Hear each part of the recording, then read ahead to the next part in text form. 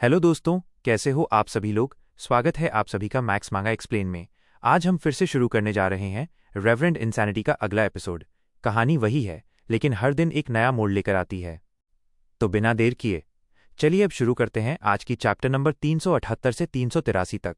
फांग yuan ने धीरे धीरे खुद को शांत कर लिया। सेकेंड अपर्चर जीयू बस एक मौका था, लेकिन उसे हकीकत में बदलने के लिए योजना और मेहनत दोनों की जरूरत थी। वो सोचने लगा, चाहे सेकेंड अपर्चर जीयू का रिफाइन सफल हो या असफल, इसमें बहुत सारा इमॉर्टल एसेंस खर्च होगा। अगर इमॉर्टल एसेंस खत्म हो गया तो ये ब्लेस्ड लैंड आने वाले अर्थली कैलामिटी और हेवनली ट्रिब्यूलेशन का सामना नहीं कर पाएगा। यानी अगर मैं इस ब्लेस्ड लैंड का मालिक भी बन जाऊं तो भी ये जगह अब बचाई नहीं जा सकती और मुझे इसे छोड़ना ही पड़ेगा। इसलिए सेकेंड अपर्चर जीयू ही मेरी इस यात्रा का सबसे बड़ा रिवॉर्ड होगा। लेकिन मामला इतना आसान नहीं था। इस समय फांग युआन जिस स्थिति में था वो बहुत ही जटिल थी। जैसे ही सेकेंड अपर्चर जीयू का रिफाइनमेंट शुरू होगा, बचे हुए इमॉर्टल एसेंस की मात्रा तेजी से घटने लगेगी, ब्लेस्ड लैंड कमजोर पड़ जाएगी और लैंड स्पिरिट की मदद भी कम होती जाएगी। उसी समय उसे ब्लेसड लैंड के अंदर मौजूद गू मास्टर्स के बारे में भी सोचना था। अगर उन्होंने इस मेन हॉल को खोज लिया तो वे जरूर एक साथ हमला करेंगे, जैसे उन्होंने उसकी पिछली जिंदगी में किया था, और जीयू रिफाइनमेंट की प्रक्रिया को बाधित कर देंगे। फांग युआन की आंखों में एक तीखी चमक उभरी। कुछ पल सोचने के बाद उसने खुद पहल करते हुए कहा, लैंड स्पिरिट, मुझे सेकेंड अपर्चर गू को रिफाइन करने की पूरी रेसिपी बताओ। लैंड स्पिरिट बागुई ने धीरे धीरे सिर हिलाया। उसकी गहरी आवाज फांग युआन के कानों में गूंजी, ध्यान से सुनो, ये है पूरी रेसिपी। सड़ी हुई मिट्टी का खून वाला चूर्ण, धरती में खिला खजाने का फूल, जेड हड्डी पंखुड़ी बन जाए, बर्फ जैसी मांसल देह डंठल में बदले और स्वर्ण अवशेष फूल का हृदय बने। एक चमकीली स्टेलर आग बर्फ और हिम को मैदान में इकट्ठा करे। नीचे यांग बादल एलिक्सर फायर से जलें और ऊपर यिन बादल सुनहरी रेत की तरह बिखरें। बीच में बीस्ट की छायाएं जोड़ो जब तक कि बिजली कड़कने लगे। 20 स्ट्रेंथ प्लेसेंटा तैयार हो और अपर्चर इकट्ठा करना शुरू करो। जंगली घास पागलपन से उगे, खून की ऊर्जा समुद्र जैसी हो। 300 वर्ष वसंत, 500 वर्ष शरद ऋतु के समान। असीम डिवाइन अपॉर्चुनिटी के साथ जंगली धरती पर घूमो। तीसरे पहर में जोड़ो, फिर एक और तीसरा पहर जोड़ो, 9 प्राप्त करो। 9 ही चरम है, रिफाइनमेंट पूरा होगा। यह रेसिपी बहुत विशाल थी, लगभग 10,000 शब्दों के बराबर। फांग युआन का चेहरा गंभीर हो गया जब वो सुन रहा था। इस सेकेंड अपर्चर जीयू के रिफाइन करने में लगभग 1000 कदम थे। शुरुआती चरण में सैकड़ों तरह की सामग्री लगती थी। बीच के चरण में असंख्य रैंक 4 और रैंक 5 जीयू की जरूरत पड़ती थी। और जैसे जैसे यह अंतिम चरण के करीब पहुंचता, यह और कठिन होता जाता। अंत में तो एक रैंक 6 इमॉर्टल जीयू का प्रयोग भी जरूरी था। यह अच्छा नहीं है। सेकेंड अपर्चर जीयू को रिफाइन करने की कठिनाई मेरी उम्मीद से कई गुना ज्यादा है। मेरी पिछली जिंदगी की जानकारी में सिर्फ शुरुआती चरण के बारे में बताया गया था, और उसमें भी कई गलत फहमियां थीं। फांग युआन का दिल डूब गया। जहां पहले उसे 50% भरोसा था, अब वो घटकर सिर्फ 30% रह गया।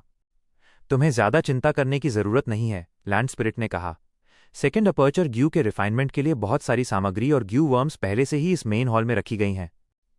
लैंड स्पिरिट के इतना कहते ही पूरा हॉल गहरे नीले प्रकाश से भर गया। वो चमकदार रोशनी पूरे हॉल में फैल गई और हॉल की दीवारों पर बने रिलीफ नक्काशीदार चित्र अचानक बाहर उभर आए और असली वस्तुओं में बदल गए। फांग युआन इस बदलाव को देखकर हैरान रह गया। ये तो किसी खास किस्म की स्टोरेज विधि है, मैंने ऐसा पहले कभी नहीं देखा।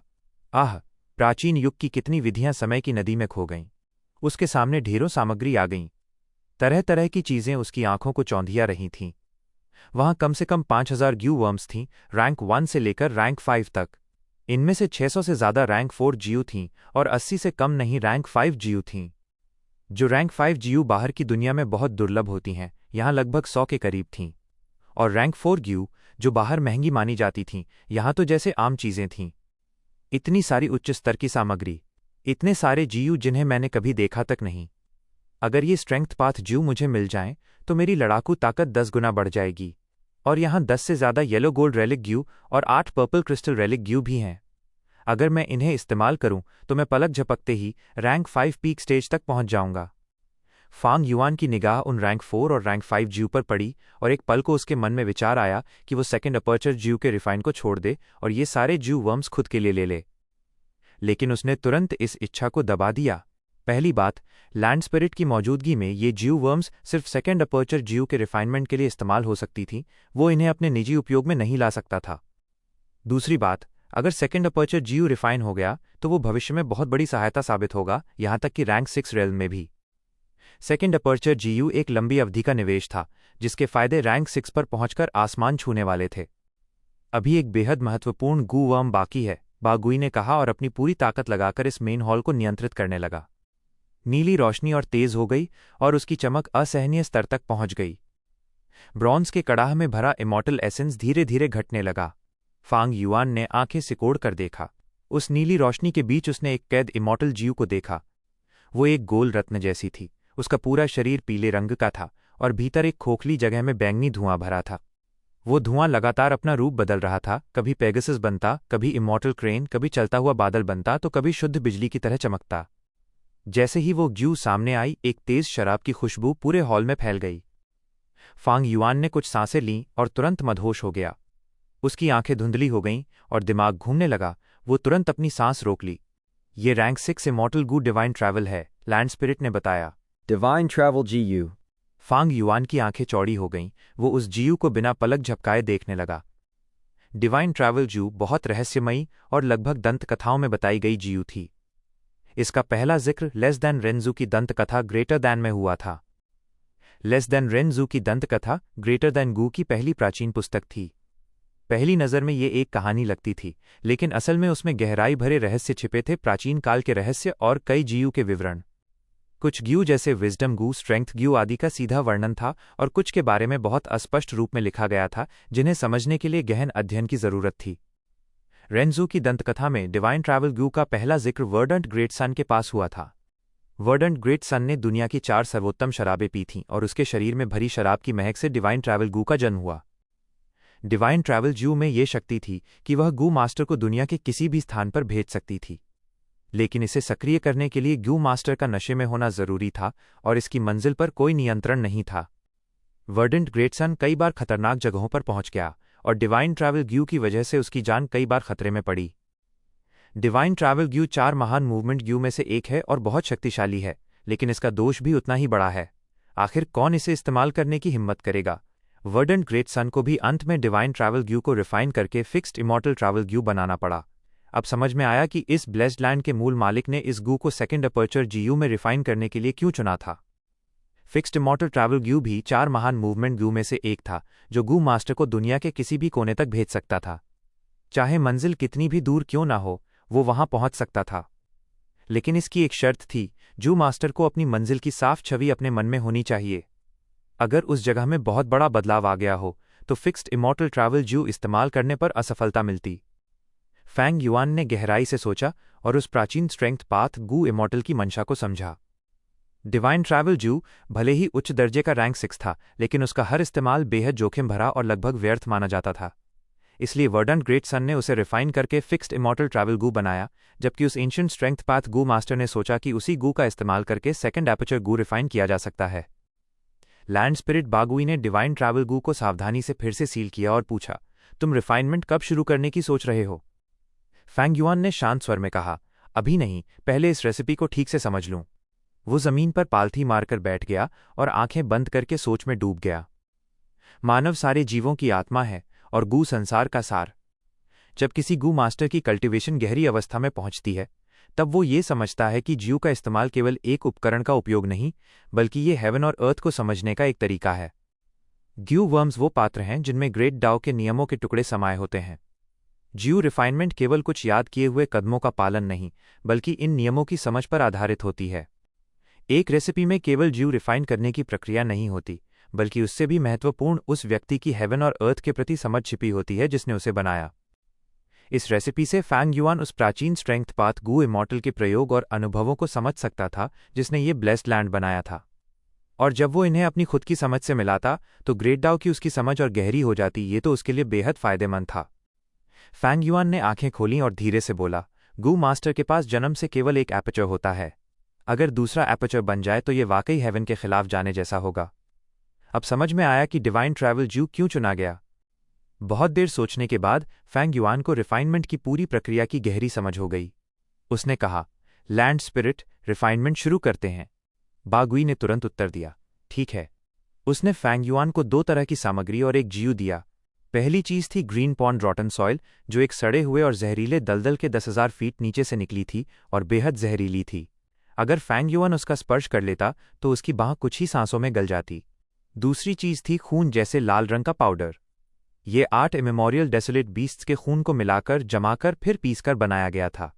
जहां तक जीव की बात थी, वो आम थी अर्थ ट्रेजरी फ्लावर। अर्थ ट्रेजरी फ्लावर एक स्टोरेज ग्यू थी। फ्लावर वाइन मंक ने इसे गुफा के अंदर गहराई में लगाया था ताकि कुछ ज्यू वर्म्स को सुरक्षित रख सके, जो आखिर में फैंग युआन के हाथ लगीं। लैंड स्पिरिट की मदद से फैंग युआन ने ग्रीन पॉन्ड रॉटन सॉइल और 8 डेसोलेट ब्लड पाउडर को मिलाया। जब वो मिट्टी समान मिश्रण बन गया, उसने उसमें अर्थ ट्रेजरी फ्लावर लगाई। अर्थ ट्रेजरी फ्लावर मिट्टी में लगते ही सड़कर मर गई। ग्रीन पॉन्ड रॉटन सॉइल का जहर और 8 डेसोलेट ब्लड पाउडर की हिंसक प्रकृति इतनी प्रबल थी कि फ्लावर उसे सहन नहीं कर सकी। लेकिन फैंग युआन ने पहले से ही इस नतीजे का अनुमान लगाया था, इसलिए वो निराश नहीं हुआ। लैंड स्पिरिट ने एक और अर्थ ट्रेजरी फ्लावर गू निकाली और फैंग युआन ने उसे फिर से लगा दिया। वो एंशिएंट स्ट्रेंथ पाथ गू इमॉर्टल हर कदम पर असफलता की संभावना को समझता था, इसलिए उसने पर्याप्त सामग्री पहले से तैयार रखी थी। कई बार असफल होने के बाद फैंग युआन आखिरकार अर्थ ट्रेजरी फ्लावर को मिट्टी में सफलतापूर्वक लगा सका। अब ग्रीन पॉन्ड रॉटन सॉइल का जहर और 8 डेसोलेट ब्लड पाउडर की शक्ति एक सूक्ष्म संतुलन में बंध गए और अर्थ ट्रेजरी फ्लावर जू में अजीब परिवर्तन शुरू हो गया। यह रेसिपी का पहला चरण था रॉटन soil blood powder, treasure flower in the earth. अगला चरण था Z bone turned into petals, ice muscles into stocks and golden relic into the heart of the flower. इसके लिए जेड बोन गू, आइस मसल गू और येलो गोल्डन रेलिक गू की जरूरत थी। साथ ही रिफाइन करने की कुशल तकनीक भी चाहिए थी। तीसरा चरण था bright stellar fire, gather ice and snow into plains. इसे देखकर कोई गलती से स्टेलर फायर गू और स्नोई प्लेन गू इस्तेमाल कर ले, लेकिन उससे पर्याप्त शक्ति नहीं बनती। दरअसल सही उत्तर था स्टेलर फायर प्रेरी गू और स्नोई प्लेन गू का संयोजन, तभी संतुलन बनता। फैंग युआन ने एक एक करके क्रम से सब किया। चौथे चरण में था Yang cloud burns with elixir fire below and Yin cloud scatter sand like gold above. ये उसकी मल्टीटास्किंग क्षमता की परीक्षा थी। फैंग युआन ने पहले यांग क्लाउड गू और एलिक्सर फायर गू का इस्तेमाल किया, फिर यिन क्लाउड गू को सक्रिय कर गोल्डन सैंड गू का प्रयोग किया।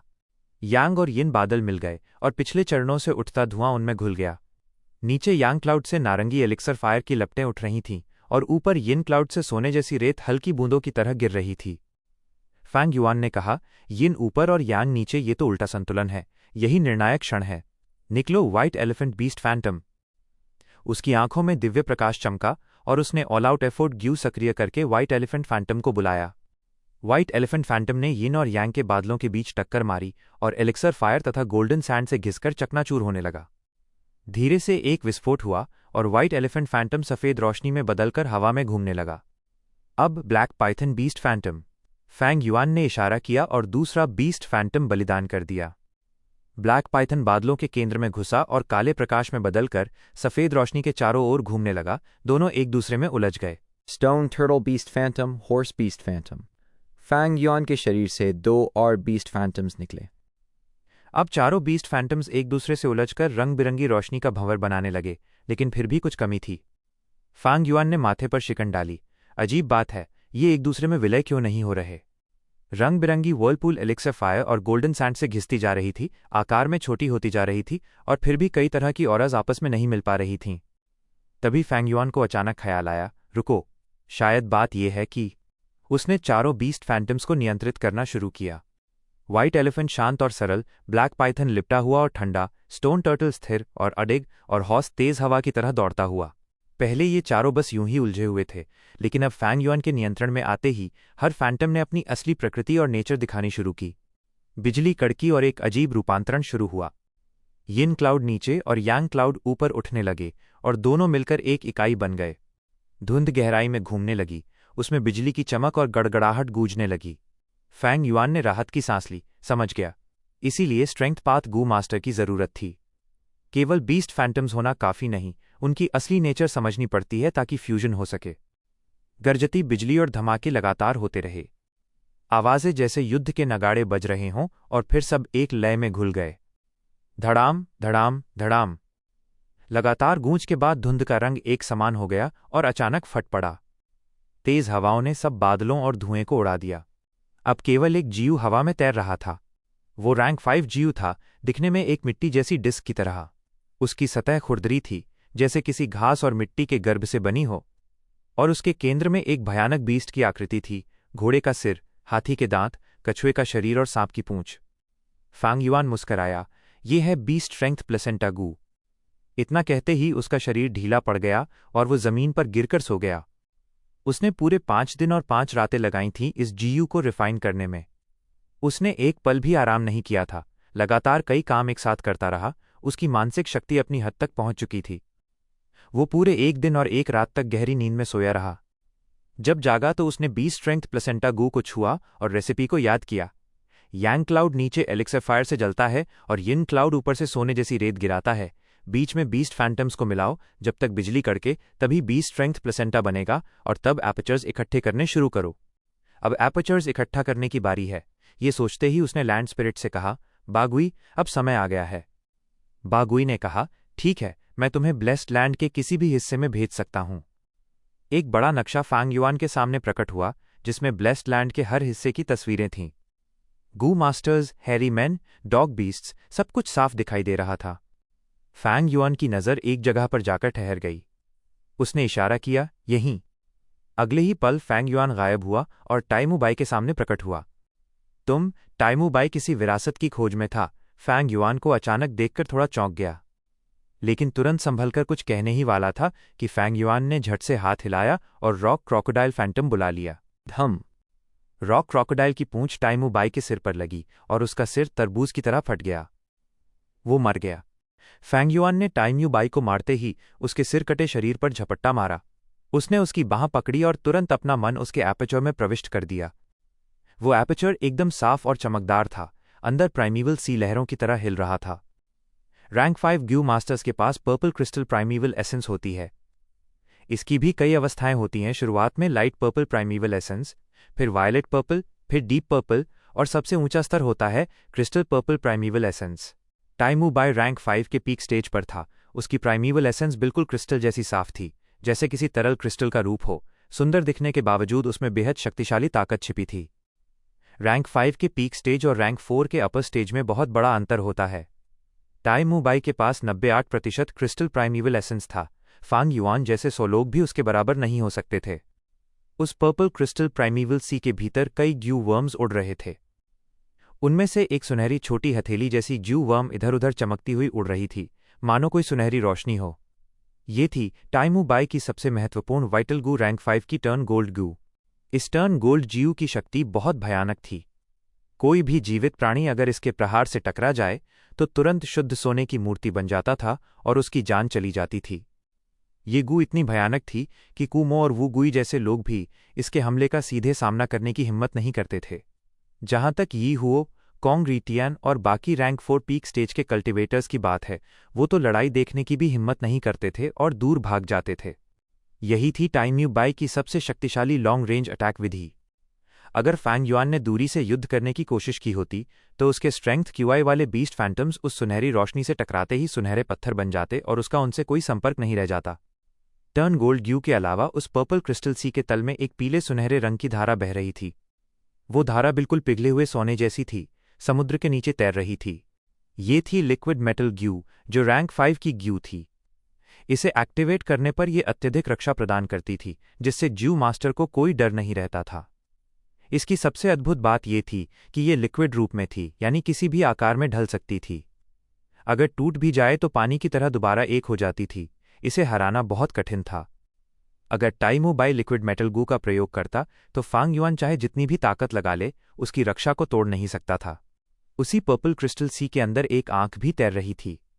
वो देखने में छोटी और सामान्य लगती थी, पर उससे समय समय पर सुनहरी रोशनी निकलती थी जो ध्यान आकर्षित करती थी, मानो आसमान के तारों से भी ज्यादा चमकदार हो। वो थी वज्र स्टेयर गू। ये भी रैंक 5 की जीयू थी, लेकिन जांच पड़ताल वाली नहीं बल्कि अटैक प्रकार की थी। जब गू मास्टर इसे एक्टिवेट करता है तो उसकी निगाह में एक अदृश्य शक्ति उत्पन्न होती है जो सीधे विरोधी के हृदय पर प्रहार करती है। बस नजर मिलते ही ये सीधे व्यक्ति की सोल पर वार करती है। टाइमू बाई ने इसे बहुत छुपा कर रखा था, यहां तक कि कुमो और वू गुई के साथ लड़ाई में भी उसने इसका इस्तेमाल नहीं किया था, क्योंकि इसे इस्तेमाल करने का मतलब होता दोनों जू मास्टर्स की सोल के बीच सीधा संघर्ष। एक ही क्षण में तय हो जाता कि कौन जीवित रहेगा और कौन समाप्त होगा। टाइम यू बाई ने पहले अपनी सोल को मजबूत करने के लिए कई अलग अलग जीयू का प्रयोग किया था। दूसरी ओर फांग युआन स्ट्रेंथ पाथ पर चलता था, इसलिए उसकी सोल बहुत मजबूत नहीं थी। अगर टाइमू बाई वज्र स्टैगू का उपयोग करता तो बस 1 सेकंड के लिए फैंग युआन से नजर मिलानी होती और फैंग युआन की सोल पूरी तरह नष्ट हो जाती। इस वज्रा स्टैगू को इस्तेमाल करने के लिए गोल्डन आइज का होना जरूरी था। अगर कोई साधारण आंखों से इसका इस्तेमाल करे तो वो खुद अंधा हो सकता था, इसलिए केवल गोल्डन आई ग्यू की सहायता से जब कोई अपनी आंखों को सुनहरा बना लेता तभी वो वज्रा स्टार ग्यू को सुरक्षित रूप से इस्तेमाल कर सकता था। स्पष्ट था कि टाइमू बाई के पास वज्रा स्टार गू थी, इसलिए उसके पास गोल्डन आइज भी अवश्य थीं। उसी तरह जैसे फैंग युआन ने अपनी त्वचा को ब्रॉन्ज स्किन और हड्डियों को एसेंस आयरन बोन्स में बदला था। इन 3 रैंक 5 गू के अलावा टाइमू बाई के शरीर में 4 रैंक 4 गू वर्म्स भी थीं: गोल्डन ड्रैगन गू, गोल्डन ब्रीज गू, गोल्डन कोट गू और गोल्डन अरोरा गू। ये चारों ही मेटल पाथ की उच्च श्रेणी की जीयू थीं और बेहद उत्कृष्ट गुणवत्ता वाली थीं।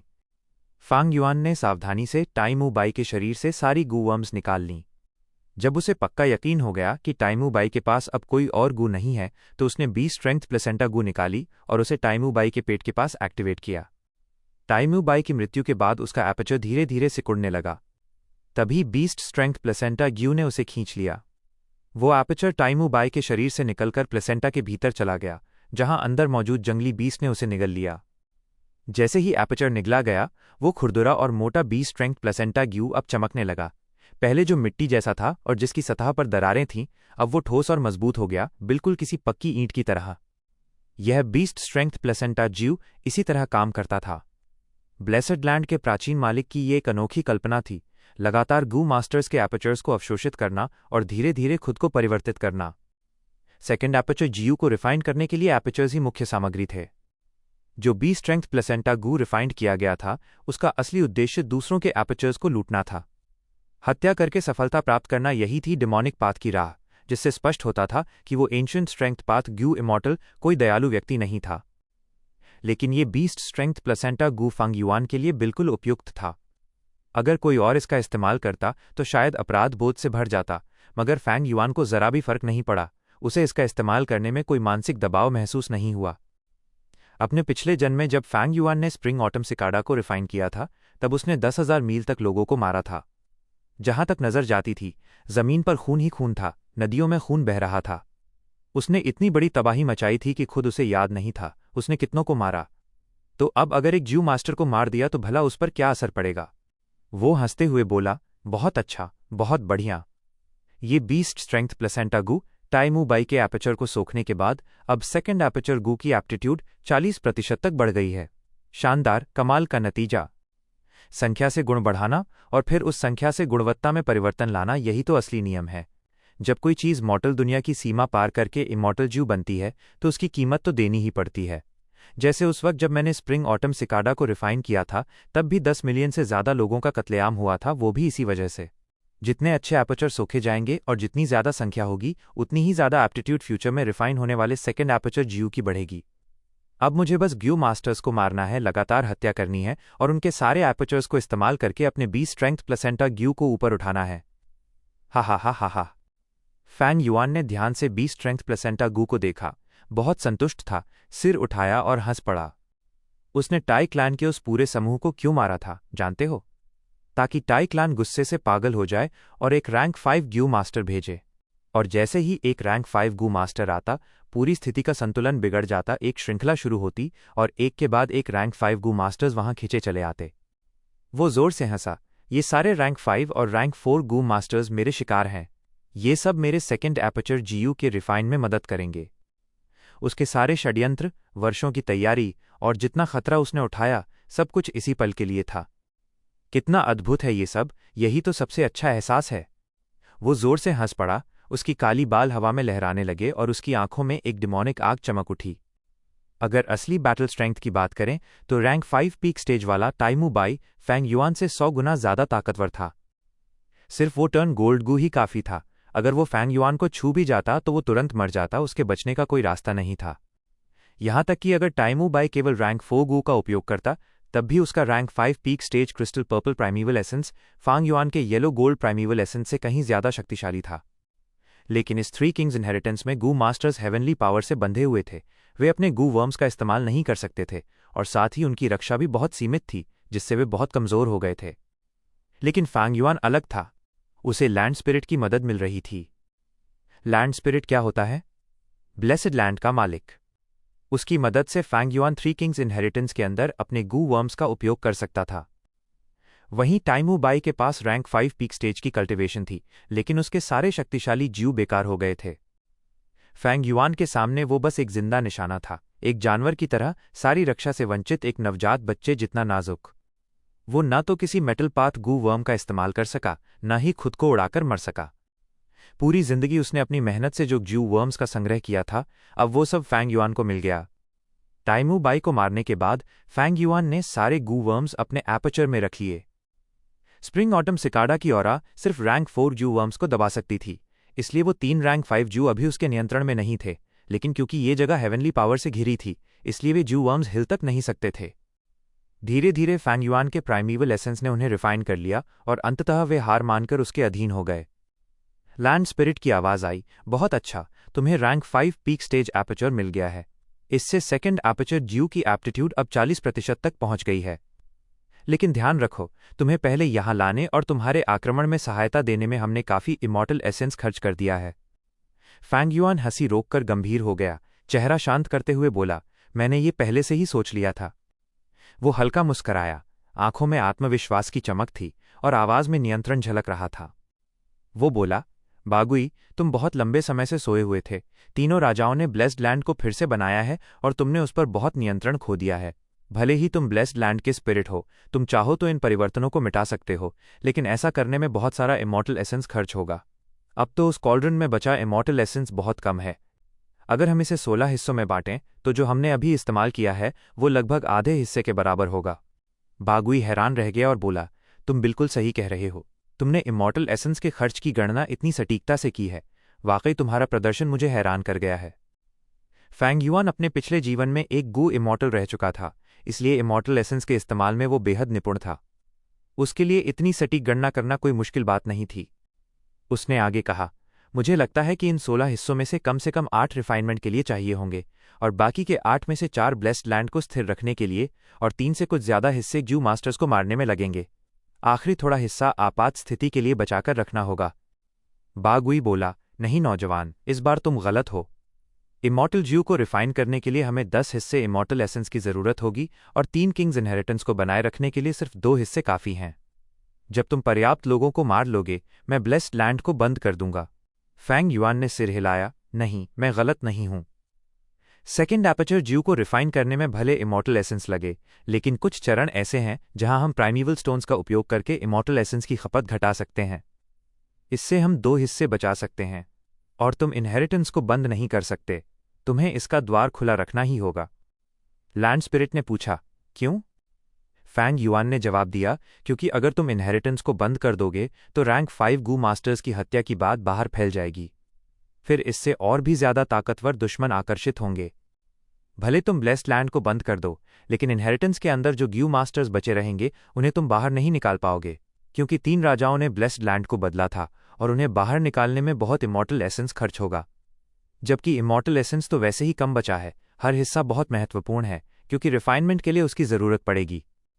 जब रिफाइनमेंट अपने अंतिम चरण में पहुंचेगी, इमॉर्टल एसेंस बहुत कम रह जाएगा, ब्लेस्ड लैंड कमजोर पड़ जाएगी और उसमें बहुत सारी दरारें बन जाएंगी जो बाहरी दुनिया से जुड़ जाएंगी।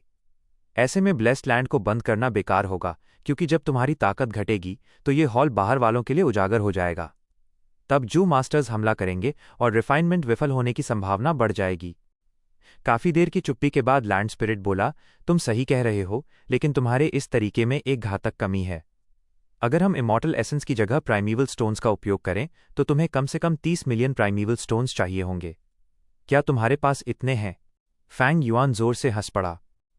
मेरे पास सिर्फ 1 मिलियन प्राइमीवल स्टोन्स हैं, जो काफी नहीं है, लेकिन ये कोई समस्या नहीं है।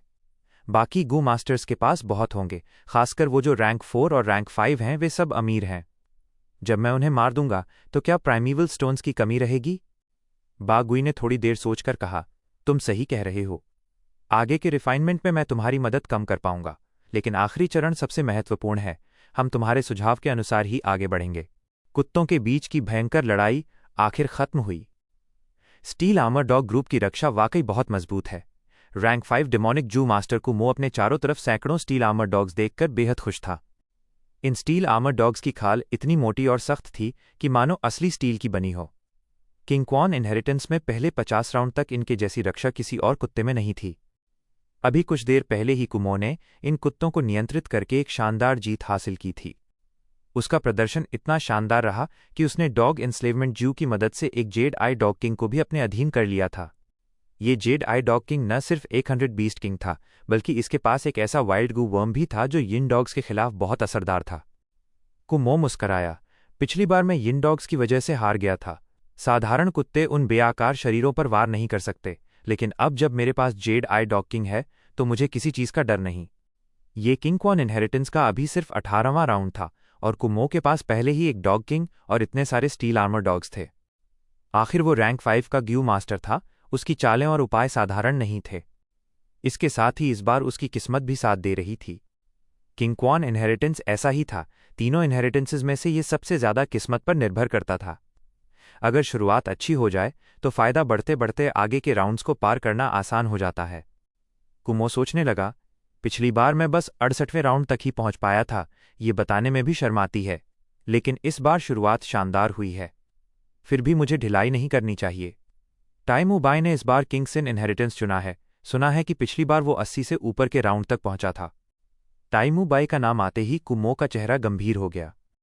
उसे पता था कि अगर वो आमने सामने लड़े तो टाइमू बाई का मुकाबला नहीं कर पाएगा, इसलिए उसने जानबूझकर उससे बचते हुए किंग क्वान इनहेरिटेंस चुना था। असल में 3 इनहेरिटेंसेस में किंग सिन इनहेरिटेंस शुरू के कुछ राउंड्स में सबसे आसान होता था। गू मास्टर वहां हैरी मैन को बातों में उलझाकर बिना लड़े जीत सकता था। ये शॉर्टकट तरीका जाहिर है फैंग युआन ने ही फैलाया था। कुमो कुछ देर सोचता रहा, फिर मन को संभालकर आगे के राउंड्स की तैयारी में जुट गया। उसी वक्त उसके सामने की जगह अचानक फट गई और वहां से एक अनजान यंग मैन प्रकट हुआ। क्या? कौन है ये? कुमो चौंक गया। वो इन 3 किंग्स इनहेरिटेंसेस को कई बार आजमा चुका था, हर चीज से वाकिफ था, लेकिन ऐसा दृश्य उसने पहले कभी नहीं देखा था। वो शख्स कोई और नहीं बल्कि फैंग युआन था। कुमो की चीख सुन फैंग युआन हंस पड़ा। कौन हूं मैं? वो जो तुम्हारी जान लेने आया है। इतना कहकर उसने गोल्डन ड्रैगन जियू को सक्रिय किया। अगले ही पल सुनहरी चमक के बीच एक विशाल गोल्डन ड्रैगन प्रकट हुआ। उसकी दहाड़ से जमीन कांप उठी, उसकी मूछें हवा में लहरा रही थीं और उसकी आंखें क्रोध से भरी हुई थीं। उसने अपने चारों पंजे फैलाकर हमला करने की मुद्रा बनाई। कुमो ये देखकर डर के मारे लगभग पेशाब कर बैठा। वो चिल्लाया, ये कैसे मुमकिन है? तुम इस इनहेरिटेंस के अंदर किसी भी गू का इस्तेमाल कैसे कर सकते हो? ये कैसे संभव है? मौत उसके सामने थी, फिर भी उसने जल्दी जल्दी अपने जू वर्म्स को सक्रिय करने की कोशिश की, लेकिन कुछ नहीं हुआ। फिर एक गूंजती दहाड़ के साथ गोल्डन ड्रैगन ने उस पर हमला कर दिया और उसका एक ही वार कुमो के लगभग पूरे ऊपरी शरीर को चूर चूर कर गया। महान कुमो, जो कभी एक युग का प्रसिद्ध डिमोनिक पावर हाउस था, वो वहीं खत्म हो गया। मरते वक्त वो अपना टोकन तक इस्तेमाल नहीं कर सका। वैसे भी लैंड स्पिरिट के नियंत्रण में होने के कारण अगर वो टोकन इस्तेमाल भी करता तो कुछ असर नहीं होता। फैंग युआन ने सोचा, गोल्डन ड्रैगन गू का हमला वाकई जबरदस्त है, लेकिन इसकी हैंडलिंग बहुत रफ है, इसे बारीकी से नियंत्रित नहीं किया जा सकता। असल में वो सिर्फ कुमो का सिर उड़ाना चाहता था, लेकिन हमला इतना शक्तिशाली था कि पूरा ऊपरी शरीर ही उड़ा दिया। ये देखकर उसे थोड़ी हैरानी हुई। शुक्र था कि एपर्चर पेट के पास थी, वरना वो भी नष्ट हो जाती। फैंग युआन आगे बढ़ा और अपना मन कुमो की एपर्चर में डालकर लूटने लगा। कुमो के पास कुल 8 जू वर्म्स थे, लेकिन उनमें से सिर्फ एक रैंक 5 जू था जिसका नाम था सॉफ्ट बोन्स गू, और वो बेहद घिनौना था। ये गू किसी भी जीव की हड्डियों को 25 किलोमीटर के दायरे में नरम कर सकता था। अगर फैंग युआन अपनी हड्डियों को एसेंस आयन बोन्स में बदल भी दे तो भी वो इससे बच नहीं पाता। कुछ समय में उसकी हड्डियां भी मुलायम पड़ जातीं और वो बिना सहारे के जमीन पर गिर पड़ता। उसकी आंतें दबने लगतीं, खून की नलियां और मांसपेशियां एक दूसरे में फंस जातीं और बिना किसी बाहरी हमले के ही थोड़ी देर में वो तड़प कर मर जाता। बाकी 7 जीव सारे रैंक 4 के थे और सब बोनपात से जुड़े हुए थे, लेकिन कोई खास नहीं थे। फैंग युआन मन ही मन सोचने लगा, अफसोस, मुझे बोनपात का ज्यादा ज्ञान नहीं है, बस थोड़ा बहुत समझता हूं। अगर मैं ये जीव सेट अपनाता भी हूं तो कुमो की आधी ताकत भी नहीं निकाल पाऊंगा। अभी के लिए इन्हें संभाल कर रखना ही ठीक रहेगा। कुमो जैसे स्तर के व्यक्ति के लिए उसका जू सेट पूरी तरह उसके अनुसार तैयार किया गया था। उसकी लड़ाई की शैली, बोनपाथ की समझ और गू मास्टर्स के साथ उसके अनुभवों को ध्यान में रखकर फांग युआन खुद ब्लड पाथ में सबसे माहिर था। पिछली जिंदगी में उसे ब्लड सी इनहेरिटेंस से बहुत लाभ हुआ था और उसी रास्ते से उसने अपनी विजय यात्रा शुरू की थी। उसे ब्लड पाथ की गहराई तक समझ थी। अगर कुमो भी ब्लड पाथ का गू मास्टर होता तो स्थिति बिल्कुल अलग होती। फांग युआन ने कुमो के सारे ग्यू वर्म्स लेने के बाद 20 स्ट्रेंथ प्लेसेंटा ग्यू का इस्तेमाल किया और उसका एपर्चर निकल गया। पोषण मिलने के बाद 20 स्ट्रेंथ प्लेसेंटा ग्यू फिर से थोड़ा बढ़ गया। उसका ठोस सतह अब हल्की चमक से दमकने लगा था। सतह पहले से ज्यादा चिकनी हो गई थी, जैसे किसी खराब बने चीनी मिट्टी के बर्तन की तरह। कुमो वाकई अफसोस के लायक था। वो एक बड़ा एक्सपर्ट था जो अकेले अपनी ताकत के बल पर इस मुकाम तक पहुंचा था। उसने अपनी जिंदगी भर अकेले मेहनत की, अनगिनत मुश्किलें झेलीं, किस्मत और अवसरों से टकराया और अपनी मेहनत से इतना ऊंचा स्तर पाया था। लेकिन आखिरकार वो मर गया और उसकी सारी मेहनत, उसकी सारी कमाई अब फांग युआन की लूट बन चुकी है। एक महान रैंक 5 गू मास्टर अब नीचे गिर चुका है और फांग युआन के कदमों का पत्थर बन गया। फांग युआन ने कुमो के कुत्तों की तरफ देखा और धीरे से बोला, अफसोस, डॉग एनस्लेवमेंट ज्यू को वापस नहीं लिया जा सकता, नहीं तो ये सारे कुत्ते अब मेरे काबू में होते। इतना कहते ही वो वहीं से गायब हो गया। दूसरी तरफ एक जबरदस्त लड़ाई चल रही थी। वू गुई अपने क्रिसैंथेमम अकीता डॉग्स को नियंत्रित कर रहा था, जो लाइटनिंग सिंबल डॉग्स के बड़े झुंड से भिड़े हुए थे। क्रिसैंथेमम अकीता डॉग्स की खासियत थी उनकी एकता, जितनी बड़ी संख्या में होते उतने ताकतवर बन जाते। लेकिन वू गुई की बदकिस्मती थी कि उसके पास बस 40 के करीब कुत्ते थे। वो उन्हें सामने रखकर पूरे ध्यान से उन्हें नियंत्रित कर रहा था। वो 40 कुत्ते उस झुंड से लड़ रहे थे जो उनकी संख्या से 5 गुना बड़ा था। उनके शरीर जख्मी थे, लेकिन कोई मरा नहीं था। उनके बीच की तालमेल और सामंजस्य देखने लायक था, जिससे साफ पता चलता था कि वू गुई बीस्ट एनस्लेविंग में कितना माहिर था। वू गुई कई साल पहले एक एनस्लेवमेंट पाथ गू मास्टर बन गया था, लेकिन संसाधनों की कमी के कारण आखिरकार उसे रास्ता बदलना पड़ा। अचानक फांग युआन उसके पीछे प्रकट हुआ। वू गुई सारा ध्यान अपने कुत्तों पर लगाए था। उसे जरा भी एहसास नहीं हुआ कि फांग युआन वहां आ चुका है। अगर ये बाहर की दुनिया होती तो वो इन्वेस्टिगेटिव जीयू का इस्तेमाल कर लेता और फांग युआन के प्रकट होते ही हमला कर देता। लेकिन इस गू इमॉर्टल ब्लेस्ड लैंड में वो बस एक आम आदमी था जो बस डॉग एनस्लेवमेंट ग्यू और कुछ दूसरे गू का इस्तेमाल कर सकता था। उसके शरीर पर हुए सारे बदलाव पूरी तरह से सीमित थे, और सबसे बड़ी बात, वो पूरी तरह अपने कुत्तों की लड़ाई में डूबा हुआ था। फांग युआन ने कोई बात नहीं की, बस हाथ हिलाया और एक बोन स्पाइक उसके हाथ से निकला। पुची, एक साफ आवाज हुई और वो लंबा भाला जैसा बोन स्पाइक वू गुई के दिल में आर पार चला गया। नुकीला सिरा जमीन में धंस गया। वू गुई की आंखें सिमट गईं, चेहरा हैरानी और सदमे से भर गया। उसके मुंह से खून फूट पड़ा। वो बोलने की कोशिश करते हुए कराहा, कौन? मुझ पर हमला। धीरे धीरे उसने पीछे मुड़ने की कोशिश की ताकि अपने कातिल का चेहरा देख सके, लेकिन अफसोस आधा ही मुड़ पाया था कि जान निकल गई। उसका शरीर जैसे मिट्टी का ढेर हो गया और बोन स्पाइक पर लटक गया। वो डिमोनिक एक्सपर्ट जो टाइमू बाई से भी पुराना था और 200 साल पहले दक्षिणी क्षेत्र में नाम कमाया था, आज मर गया। उसकी आंखें खुली रह गईं, मानो आखिरी पल तक देखना चाहता हो कि किसने उसे मारा। लेकिन उसकी ये साधारण इच्छा भी पूरी न हो सकी। महान वू गुई शिकायत भरी मौत मर गया। वो जैसे ही मरा, उसके क्रिसैंथेमम अकीता डॉग्स, जिन्होंने अपने मास्टर का नियंत्रण खो दिया था, लाइटनिंग सिंबल डॉग्स के झुंड ने तुरंत घेर लिया। वो चीखते हुए फांग युआन की ओर झपट पड़े। फांग युआन ने हाथ हिलाया और फिर से सुनहरा ड्रैगन प्रकट हुआ, जिसने उन सब लाइटनिंग सिंबल डॉग्स को चीर डाला। फांग युआन जल्दी से वू गुई की लाश के पास पहुंचा और पहले की तरह उसके सारे ग्यू वर्म्स अपने कब्जे में लिए, फिर उसके एपर्चर को 20 स्ट्रेंथ प्लेसेंटा ग्यू को खिला दिया। वू गुई के पास एक रैंक 5 जीयू था। वो अंडाकार और काला था, जैसे कोई युहुआ स्टोन, लेकिन उसकी सतह पर 7 सफ़ेद निशान थे, जिससे वो बहुत अजीब और रहस्यमयी दिखता था। यही था पिच ब्लैक ज्यू। जब ये गू सक्रिय होता था तो इससे काला धुआं निकलता था और रैंक 6 से नीचे के सभी ज्यू वर्म्स उस धुएं से संक्रमित होकर अस्थायी रूप से निष्क्रिय हो जाते थे। बाकी उसके 8-9 ज्यू वर्म्स रैंक 4 के थे, लेकिन सब अलग अलग मार्गों के एकदम बिखरे हुए। क्यूमो और टाइम्यू बाई की तरह उसका कोई पूरा ज्यू सेट नहीं था। फांग युआन ने सोचा, ये वू गुई के ज्यू वर्म्स हैं, इन्हें मिलाकर सेट बनाया जा सकता है, लेकिन पूरा नहीं है। वो दक्षिणी सीमा में घूम फिर सकता था। इसका ज्यादातर श्रेय पिच ब्लैक ज्यू को जाता है।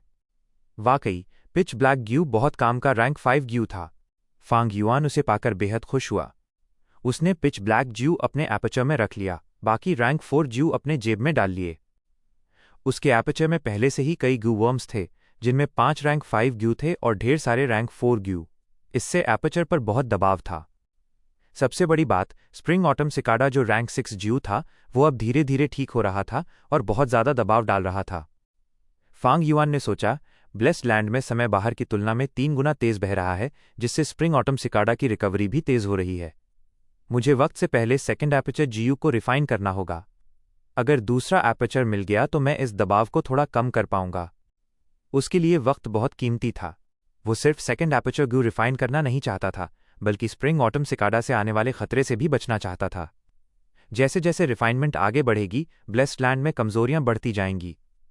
बाहर की दुनिया से जब ये जुड़ जाएगा तो बहुत सारे जू मास्टर्स एक साथ हमला कर सकते हैं। उस वक्त लैंड स्पिरिट भी कमजोर होगी और कोई मदद नहीं कर पाएगी। यही वो पल होगा जब फांग युआन सबसे ज्यादा खतरे में रहेगा। उसने सोचा, सेकेंड एपर्चर ग्यू का रिफाइन जितना अंत के करीब जाएगा उतना मुश्किल होता जाएगा। खासकर आखिरी कदम में डिवाइन ट्रैवल ज्यू का इस्तेमाल करना होगा, जिसमें पूरा ध्यान लगाना पड़ेगा और शरीर बहुत असुरक्षित रहेगा।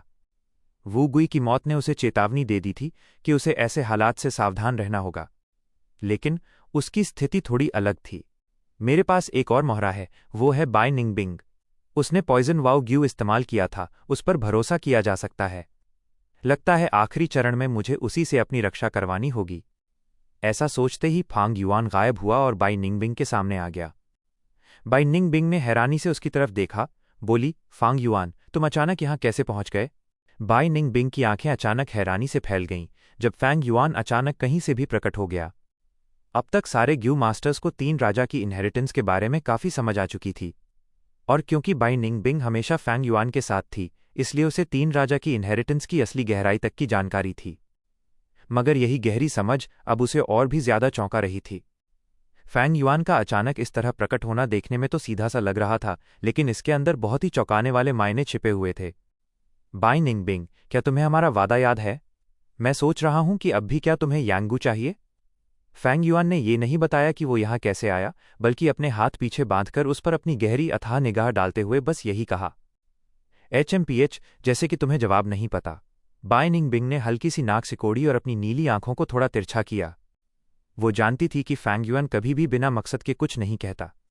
जरूर उसके दिमाग में कोई बात चल रही थी। लगता है तुम्हें मेरी मदद चाहिए?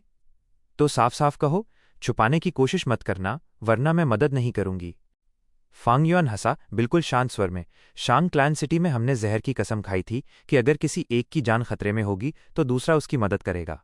मैं तुमसे सच्चाई छिपाऊंगा नहीं। बहुत जल्द मैं गू मास्टर्स से घिर जाऊंगा और उस समय मुझे अपनी गू रिफाइनमेंट के दौरान तुम्हारी सुरक्षा चाहिए। तुम मेरी रक्षा करोगी ताकि कोई बाधा ना आ सके। ग्यू मास्टर्स का हमला? हे, इसमें क्या नया है? आधे से ज्यादा ग्यू मास्टर्स तो तुम्हें मारना ही चाहते हैं, मगर रिफाइन किस ज्यू को कर रहे हो तुम? इस बार फैंग युआन ने सीधे सब कुछ बता दिया। अभी उसके लिए सबसे जरूरी बात यही थी कि बाई निंगबिंग उसका पूरा साथ दे। इसे छिपाया नहीं जा सकता था। बाई निंगबिंग इतनी आसानी से धोखा खाने वाली नहीं थी। अगर उसने कुछ छिपाया और इसी वजह से रिफाइनमेंट विफल हो गया तो वो खुद अपने लिए मुसीबत खड़ी कर लेता। क्या इस गू इमॉर्टल ब्लेस्ड लैंड की लैंड स्पिरिट अब भी जिंदा है और तुम एक इमॉर्टल गू रिफाइन करने जा रहे हो? तुम सच में मौत को बुला रहे हो? एक मिनट रुको, क्या कहा तुमने? तुमने टाइम्यू बाई को मार दिया और वू गुई कुमो को भी। फैंग युआन ने सब कुछ वाक्यों में कह दिया, लेकिन उसके हर शब्द ने बाई निंगबिंग के मन में तूफान खड़ा कर दिया। उसे लगा जैसे वो कोई कहानी सुन रही हो। फैंग युआन अब कुछ नहीं बोला, बस उसने अपने लूट निकालकर सामने रख दिए। ये गू? बाई निंगबिंग ने फैंग युआन के हाथों से गू वर्म्स को देखा तो उसकी आंखें फटी की फटी रह गईं और वो खुद पर काबू खो बैठी। ये सब असली जियू थे। यही सबसे बड़ा सबूत था। तुमने सच में उन्हें मार दिया? बाई निंगबिंग ने फैंग युआन की तरफ देखा, उसकी आंखों में अब भी हैरानी झलक रही थी। टाइम्यू बाई कौन था? वो सदर्न बॉर्डर के बड़े क्लैन टाई क्लैन का पुराना नेता था। एक ऐसा जीनियस जिसकी प्रतिभा जन्मजात थी और जिसकी इच्छा शक्ति अटूट थी। उसकी सारी जिंदगी की लड़ाइयां एक चमकते गौरव की तरह थीं। अपनी प्रतिभा से उसने मेटल पाथ के अनगिनत युद्ध कौशल बनाए, जिनसे दुश्मन उसका नाम सुनते ही कांप उठते थे। युवा अवस्था में उसने दूर दूर तक घूमकर अपना नाम फैला दिया था। मध्यम आयु में टाई क्लैन पर लोहे की मुट्ठी से शासन किया और बूढ़े होने पर वो एक क्षेत्र का राजा बन गया। उसकी प्रतिष्ठा इतनी बड़ी थी कि कोई उसकी आज्ञा का उल्लंघन करने की हिम्मत नहीं करता था। वो टाई क्लैन का गौरव कहलाता था, राइचस पाथ की रोशनी। जब उसने सेवानिवृत्ति की घोषणा की तो राइचस और डिमोनिक दोनों ही राह के लोग चैन की सांस लेने लगे। अब उसके दोबारा बाहर आने की खबर ने सारे क्लैंस को हिला दिया था। शांग्यानफे जैसे लोग भी उसे देखकर झुककर प्रणाम करते थे। वू क्लैन की रैंक 5 गू मास्टर वू लानशन, जो वू क्लैन के वर्तमान नेता की चचेरी बहन थी, वो भी टाइमू बाई के सामने झुकती थी। और अब वही टाइमू बाई फैंग युआन के हाथों मारा गया था। सिर्फ वो ही नहीं, वू गुई और कुमो, ये दोनों रैंक 5 गू मास्टर्स भी फैंग युआन के हाथों मारे गए। और इतना ही नहीं, फैंग युआन ने उनके सारे गू वर्म्स भी छीन लिए। इन तीनों रैंक 5 गू मास्टर्स की मौत सच में दुखद है। बाई निंगबिंग जैसी आउटसाइडर को भी ये सब सुनकर घुटन महसूस हुई। ठीक है, अब वक्त कम है। आगे मैं तुम्हें किंग क्वान इनहेरिटेंस में भेजूंगा। मेरे बताए हुए निर्देशों के अनुसार आगे बढ़ो। मुझे बहुत सारे डॉग बीस्ट चाहिए, जितने ज्यादा उतना अच्छा। फैंग युआन की आवाज में जल्दी थी। HMPH, मैंने अभी तक हाँ नहीं कहा कि मैं तुम्हारी मदद करूंगी। बाई निंगबिंग की निगाह चमक उठी। फैंग युआन मुस्कुराया। चिंता मत करो, अगर मैं रिफाइन में सफल हुआ तो यांगू तुम्हें दे दूंगा। इसके अलावा और भी फायदे होंगे। सैंचा माउंटेन से निकलने के बाद तुम जहां चाहो जा सकती हो। अगर अलग होना चाहो तो मैं रोकूंगा नहीं, और अगर साथ रहना चाहो तो स्वागत है। लेकिन तुम मानो या ना मानो, मैं ग्यू रिफाइन करके रहूंगा। बाई निंगबिंग झुंझला गई। तुम इतने बेहया हो गए हो कि जहर की कसम का सहारा लेकर मुझे मजबूर कर रहे हो। अगर फैंग युआन रिफाइनमेंट के दौरान हमला झेलकर मर जाता तो उस जहर की कसम के अनुसार बाई निंगबिंग की भी मौत हो जाती, यानी उसे फैंग युआन की रक्षा करनी ही होगी। फैंग युआन ने लंबी सांस ली। आवाज अब कोमल हो गई, जैसे उसमें हल्की सी नरमी घुल गई हो। निंगबिंग, ये कोई धमकी नहीं बल्कि साझेदारी है। सोचो, क्विंग माओ माउंटेन से अब तक हम साथ हैं। कितनी मुसीबतें आईं, कितने दुश्मन गिरे, लेकिन हम हमेशा बचे रहे। इस बार भी कुछ अलग नहीं होगा। तुम हमेशा से यांगू चाहती रही हो ना? उसे पाकर तुम फिर से पुरुष बन सकती हो। या फिर तुम्हें अपनी स्त्री पहचान पसंद आने लगी है। बाई निंगबिंग के पूरे शरीर में सहरन दौड़ गई जब उसने फांग युआन को उसे निंगबिंग कहकर पुकारते सुना। और जब उसने फांग युआन की आखिरी बात सुनी तो वो साफ समझ गई कि फांग युआन उसे उकसा रहा है। उसका गुस्सा फूट पड़ा और वो चिल्ला उठी, चुप रहो तुम। तो फिर तय हो गया। फांग युआन जोर से हंसा और हाथ हिलाकर बाई निंगबिंग को एक डॉग एनस्लेवमेंट ड्यू दे दी, फिर उसी पल गायब हो गया। उसके सामने का दृश्य अचानक बदल गया और जमीन की आत्मा ने उसे किंग क्वान इनहेरिटेंस की पहली परीक्षा में भेज दिया। उधर फांग युआन अचानक वू लानशान के सामने प्रकट हुआ। वू लानशान एकदम चौंक गई जब कोई उसके सामने यूं अचानक आ गया, लेकिन वो कोई साधारण नहीं थी। एक प्रसिद्ध और गरिमामयी रैंक 5 ग्यू मास्टर थी। उसने कुछ ही पल में खुद को संभाल लिया। लिटिल बीस्ट किंग, तुम, वो बोली, तुम इतनी आसानी से इस जगह में आ जा सकते हो। उसने एक कदम पीछे हटते हुए कहा। उसकी खूबसूरत आंखों में तीखी रोशनी चमक उठी। फांग युआन ने अपनी छोटी उंगली उठाई और एक बोन स्पीयर छोड़ा। पुची, धीमी सी आवाज हुई और वो हड्डियों से बना भाला बिजली की तरह निकलकर वू लानशान के दिल को आर पार कर गया। वू लानशान का फूल जैसी सुंदर चेहरा वहीं ठिठक गया। वो अविश्वास से फांग युआन को देखती रही। तुम जीव का इस्तेमाल कर सकते हो।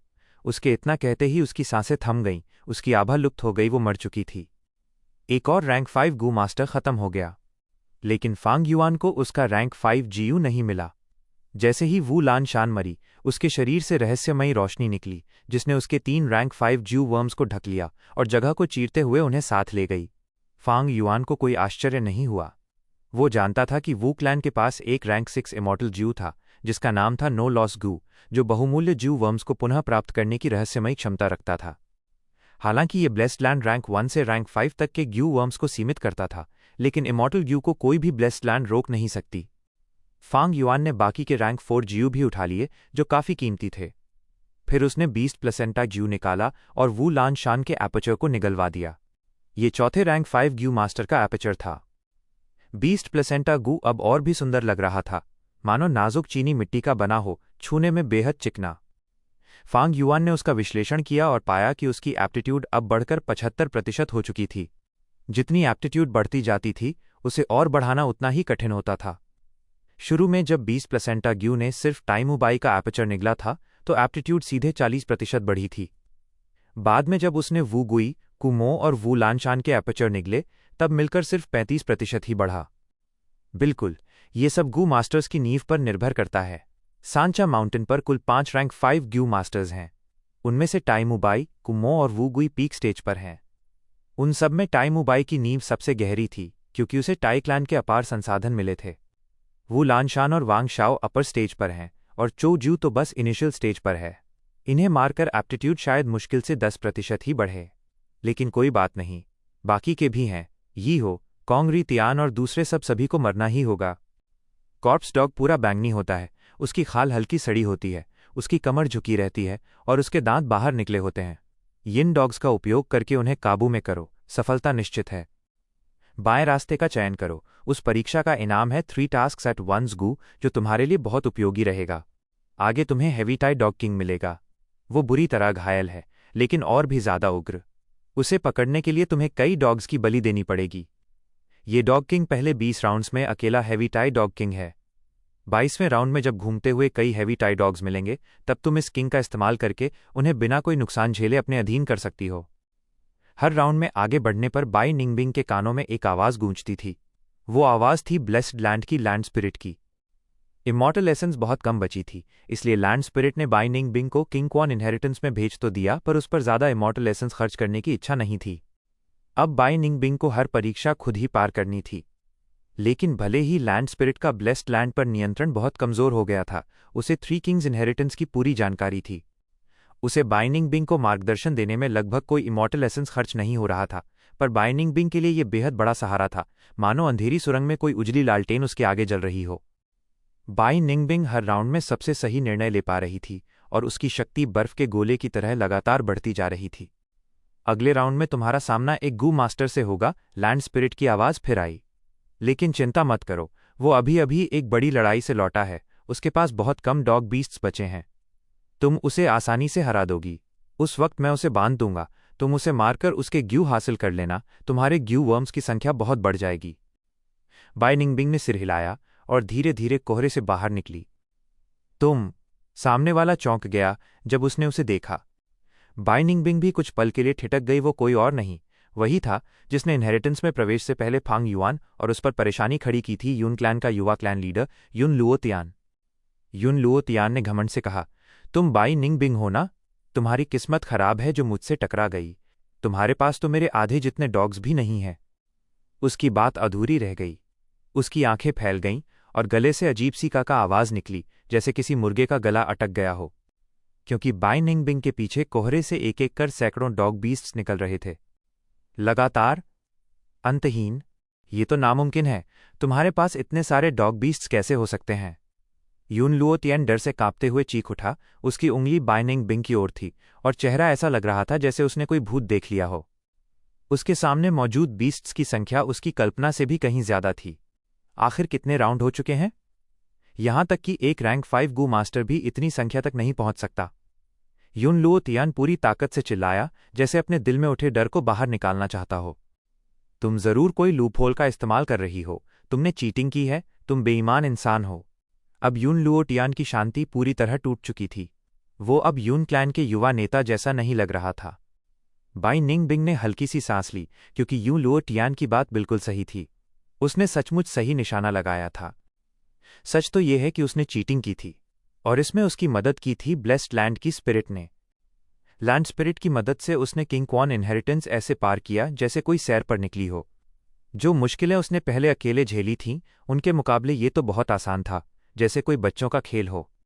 चीटिंग करने का एहसास शब्दों में बयान नहीं किया जा सकता। अगर ये करना नीचता कहलाता है, तो मैं और भी ज्यादा नीच बनना चाहूंगी। हे। बाई निंगबिंग मुस्कराई और उसने हाथ हिलाया। भौं भौं भौं। अनगिनत कुत्ते उसके आदेश पर ऐसे बढ़े जैसे बाढ़ का पानी उमड़ पड़ा हो। यून लुओ तियान की नज़र में उसे लगा जैसे समुद्र की लहरें उसके ऊपर टूट पड़ी हों। हर ओर डॉग्स की लहर दौड़ रही थी। उसने दांत भींचकर कहा, बाइनिंग बिंग, ज्यादा खुश मत हो। जब मैं बाहर निकलूंगा तो सबको बता दूंगा। ऐसा बड़ा रहस्य किसी को नहीं मालूम। रैंक 5 ग्यू मास्टर्स इस पर टूट पड़ेंगे। हा, अब तुम खत्म हो गई हो। इतना कहकर उसने अपनी जेब से एक टोकन निकाला और इस्तेमाल किया, पर कुछ नहीं हुआ। यून लुओ तियान चौंक गया। उसने फिर से एक्टिवेट किया। क्या हुआ? ये क्यों काम नहीं कर रहा? पिछली बार तो मैंने इसे इस्तेमाल किया था और तुरंत बाहर पहुंच गया था। उसकी आंखों में बेचैनी चमकी, जैसे कोई बुरा शक उसके मन में घर कर गया हो। उसने एक और नया टोकन निकाला। आखिर वो यून क्लैन का युवा नेता था। उसके पास सुरक्षा के लिए 2 टोकन्स थे। लेकिन इस बार भी कोई असर नहीं हुआ। टोकन बेकार हो गया था। यून लुओ टियान की आंखें फटी रह गईं, माथे पर पसीना छलक आया। तब तक बाई निंग बिंग की डॉग आर्मी ने उसे चारों तरफ से घेर लिया था और उसके अपने डॉग समूह को पूरी तरह कुचल डाला। ये कैसे हो सकता है? मुझे बाहर निकालो अभी। यून लुओ टियान हड़बड़ाकर बार बार टोकन इस्तेमाल करने लगा, लेकिन सब व्यर्थ था। आह! वो चीखा। उसका सुंदर चेहरा डर से विकृत हो गया।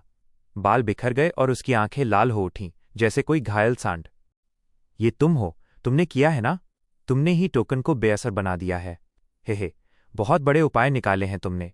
लेकिन याद रखना, मैं महान यू क्लैन का युवा नेता हूं। अगर तुमने मुझे मारा तो पूरी यू क्लैन तुम्हें नहीं छोड़ेगी। अब यून लुओ टियान ने फिर से थोड़ा हौसला पाया और बाई निंग बिंग पर चिल्लाया।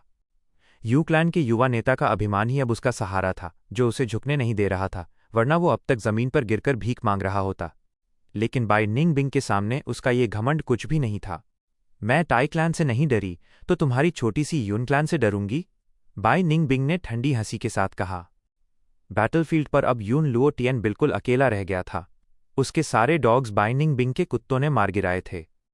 बाई निंग बिंग ने बस इशारा किया और सबसे नजदीक का डॉग भौंकता हुआ उस पर टूट पड़ा। यून लुओ टियान ने पूरी कोशिश की, लेकिन उसकी ताकत उस डॉग के सामने कुछ भी नहीं थी। कुत्ते ने उसका गला पकड़ लिया और खून की धारा बह निकली। बाकी के बीस्ट्स चारों ओर खड़े होकर बस देख रहे थे। मैं तुम्हें शाप देता हूं कि तुम्हारी मौत बहुत भयानक हो, यू लुओ टियन ने आखिरी सांस लेते हुए कहा। उसकी आवाज में नफरत और गुस्सा भरा हुआ था। बाई निंग बिंग ने तिरस्कार भरी नजर से सिर हिलाया और आगे बढ़कर उसके जू वर्म्स उठा लिए। यून लुओ टियन ने क्लाउड पाथ पर चलकर जो गू वर्म्स बनाए थे, वे सब रैंक 4 के और बेहतरीन गुणवत्ता वाले थे। किंग क्वान इनहेरिटेंस से उसे जो एनस्लेवमेंट पाथ गू वर्म्स मिले थे, वे बाई निंग बिंग के गू वर्म्स के लिए बहुत उपयोगी साबित हुए। जहां तक उसके शरीर का सवाल था, उसे लैंड स्पिरिट ने तुरंत टेलीपोर्ट करके फैंग युआन के पास भेज दिया। उस समय फैंग युआन वांगशाओ पर पैर रखे हुए था और उससे वू माउंटेन का स्थान उगलवा रहा था। वांगशाओ वू माउंटेन का मालिक और रैंक 5 अपर स्टेज गू मास्टर था, सच्चे मायनों में एक क्षेत्रीय सम्राट। वो एक स्थापित महान एक्सपर्ट था। अगर ये बाहर की दुनिया होती तो 10 फैंग युआन भी मिलकर उसका मुकाबला नहीं कर सकते थे। लेकिन यहां फैंग युआन ने उसे आसानी से हरा दिया, जैसे किसी बच्चे से खेल रहा हो। वांगशाओ बेहद गुस्से में था। उसे फैंग युआन ने जमीन पर पैर रखकर दबा दिया था। उसका चेहरा मिट्टी से सट गया था, जैसे दोनों का कोई गहरा रिश्ता हो गया हो। एक महान रैंक 5 गू मास्टर वू माउंटेन का मालिक होने के नाते ये उसके लिए बहुत बड़ा अपमान था। तू वू माउंटेन में घुसने का रास्ता जानना चाहता है? हाँ, अपनी ये ख्वाहिश छोड़ दे। मारना है तो मार दे, लेकिन अगर तू मुझे मार देगा तो कभी असली रास्ता नहीं जान पाएगा। वांगशाओ ने व्यंग्य से कहा और पूरी ताकत लगाकर छूटने की कोशिश की, मगर फैंग युआन के पास स्ट्रेंथ पाथ वाले गू वर्म्स थे। ताकत में वो वांगशाओ से बहुत आगे था। काफी संघर्ष के बाद वांगशाओ थककर हाँफने लगा, लेकिन फैंग युआन का पैर ऐसे जमा हुआ था जैसे पहाड़ हो। वू माउंटेन सदर्न बॉर्डर की लाखों पहाड़ियों में से एक जानी पहचानी माउंटेन थी। ये माउंटेन रहस्यमयी और इल्यूजनरी थी, हमेशा घने कुहासे से ढकी रहती थी। उस कुहासे में कई रास्ते थे, मगर उनमें से सिर्फ एक ही रास्ता था जो भीतर तक जाता था। वांगशाओ उस रास्ते को जानता था, इसी वजह से वो माउंटेन के भीतर जाकर उसकी सारी रिसोर्सेज पर कब्जा जमा चुका था। चिंगमाओ माउंटेन की तरह वू माउंटेन भी मशहूर थी। वहां कम से कम 3 या 4 स्पिरिट स्प्रिंग थे। इसके अलावा अनगिनत जंगली बीस्ट और वाइल्ड ग्यू मौजूद थे। ये सब ऐसे रिसोर्सेज थे जिनसे 3-4 मध्यम आकार के क्लैन आसानी से फल फूल सकते थे। लेकिन वू माउंटेन पूरी तरह वांगशाओ की थी। वू माउंटेन एक प्राकृतिक दुर्ग है, जिसकी रक्षा करना आसान है। चाहे कितने भी राइचस गू मास्टर्स क्यों ना आए, उसे जबरदस्ती तोड़ नहीं सकते। वांगशाओ ने इसी वजह से वहां अपना साम्राज्य खड़ा किया, खुलकर जीने लगा। अगर मुझे वो माउंटेन मिल जाए तो मैं उसे अपना ठिकाना बना सकता हूं और अपने रैंक 5 वाले रिसोर्सेज की कोई कमी नहीं रहेगी, फैंग युआन ने सोचा। वू माउंटेन वांगशाओ की किस्मत थी और फैंग युआन उसे पाने के लिए आतुर था। लेकिन वांगशाओ कुछ भी बोलने को तैयार नहीं था, क्योंकि वो जानता था कि जैसे ही वो बोल देगा उसकी मौत तय है। चुप रहकर शायद जिंदा रहने का एक मौका अभी भी बचा था। इतने में एक हल्की सी आवाज हुई, यूं लुओ टियान की लाश वहां प्रकट हो गई। फैंग युआन ने वांगशाओ को एक तरफ लात मारी और लाश के पास जाकर 20 स्ट्रेंथ प्लेसेंटा गू का इस्तेमाल करके उसका एपर्चर निगल लिया। ये तो यून क्लैन का नौजवान नेता है। वांगशाओ ने यून लुओ टियान को पहचान लिया, और जब उसने देखा कि फैंग युआन 20 स्ट्रेंथ प्लेसेंटा गू से उसका एपर्चर खा रहा है, तो उसका दिल ठंडा पड़ गया। उसे साफ लग गया, फैंग युआन तो लोगों को मारकर ग्यू रिफाइन कर रहा है। ये जीव जो एपर्चर्स निगल सकता है, ये तो अच्छा नहीं। मेरा एपर्चर यून लुओ टियान के मुकाबले कहीं ज्यादा कीमती है। अब वो बीस्ट स्ट्रेंथ प्लेसेंटा गू एकदम चमकदार और चिकना हो चुका था, जैसे कोई सुंदर चीनी मिट्टी का बर्तन हो, मगर वैंग शाओ की नज़रों में वो बेहद खतरनाक और दैत्य जैसा लग रहा था। फैंग युआन को अपनी ओर आते देख वांग शाओ चिल्लाया, रुक रुक, हम सौदा कर सकते हैं। मैं तुझे असली रास्ता बताऊंगा, लेकिन तू मेरी सुरक्षा की गारंटी देगा। मेरे पास एक पॉइजन वाव ग्यू है। फैंग युआन की आंखों में हत्या की झलक आ गई। हालांकि उसके पास ईटिंग वंस वर्ड्स ग्यू था, जिससे वो किसी भी वचन को तोड़ सकता था, लेकिन इस वक्त उसके पास समय बहुत कम था। वो अब इसे रिफाइन करने की फुर्सत नहीं निकाल सकता था। इतने सारे गू मास्टर्स को मारते मारते उसकी इमॉर्टल एसेंस तेजी से खत्म हो रही थी, और साथ ही ब्लेस्ड लैंड का विनाश भी करीब आ रहा था। जितना ज्यादा वक्त बीत रहा था, उतना ही लैंड स्पिरिट कमजोर पड़ रहा था, और फांग युआन के पास सेकंड एपर्चर ग्यू को रिफाइन करने के लिए एसेंस कम पड़ रहा था। साथ ही ब्लेस्ड लैंड का समय बाहरी दुनिया की तुलना में 3 गुना तेजी से बह रहा था, और स्प्रिंग ऑटम सिकाडा लगातार खतरा बनती जा रही थी। फैंग युआन अब तक बहुत से लोगों को मार चुका था और करीब 2 हिस्से इमॉर्टल एसेंस खर्च कर चुका था, जो उसके तय योजना का लगभग आधा था।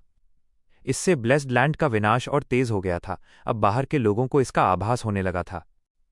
फैंग युआन का सबसे बड़ा फायदा था उसकी इनिशिएटिव।